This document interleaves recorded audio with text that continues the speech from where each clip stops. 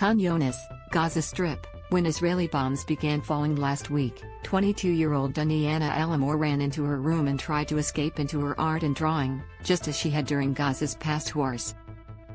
But this time around, her pencil never met the paper.An Israeli shell struck outside her home on Friday, making her one of the first of at least 47 Palestinians, including 16 children, who were killed during 3 days of heavy fighting between Israel and the Islamic Jihad militant group. She was killed during Israel's surprise opening salvo, hours before militants had fired any rockets. Her drawings, mostly black and white portraits of relatives, some killed in previous rounds of fighting in Gaza, can be seen in the shattered bedroom where she died. Her mother, her brother and 2 sisters-in-law were in another room baking bread and suffered only minor injuries. Days later, the bread sits out on a wooden tray, a still life from the moment the shell hit.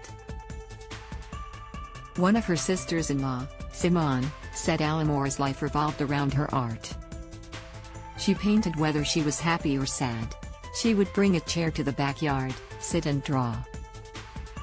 She drew all of us, Simone said. Her death underscores the vulnerability of Palestinian civilians during the frequent conflicts, including 4 wars fought between Israel and the territory's militant Hamas rulers since they seized power in Gaza 15 years ago.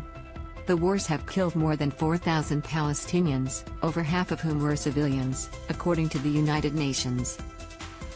More than 100 people have been killed on the Israeli side. Those killed during the latest violence include 2 senior Islamic Jihad commanders, one of whom Israel said it targeted in order to foil an imminent attack. But many civilians also perished, including as many as 16 who might have been killed by rockets misfired by Palestinian militants.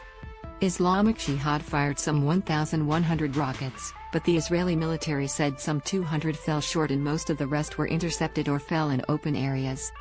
No Israelis were killed or seriously wounded in the latest round of fighting. An Egyptian-brokered ceasefire ended the violence late Sunday, but grief still hangs over the impoverished territory. Gaza has also been under a crippling Israeli-Egyptian blockade since the Hamas takeover, which Israel says is needed to keep the militants from rearming. Critics view the blockade, which severely limits movement in and out of the narrow seaside territory, home to more than 2 million Palestinians, as collective punishment. Al-Amour had tried to escape Gaza's tribulations through art. Her relatives said she had little interest in politics and dreamed of making a Muslim pilgrimage to Mecca, in Saudi Arabia. Her family home, nestled among farmland and olive groves near the border, was a bucolic escape from Gaza's densely packed cities and refugee camps. It was also on the front line whenever a new round of fighting broke out. The Israeli military said it precisely attacked legitimate military targets during the latest operation and made every effort to prevent and minimize harm to civilians. It did not immediately comment on the strike near al-Amour's home. Israel destroyed several guard towers manned by Palestinian militants near the border, apparently with artillery or tank shells, including one about 500 yards, from al-Amour's family home.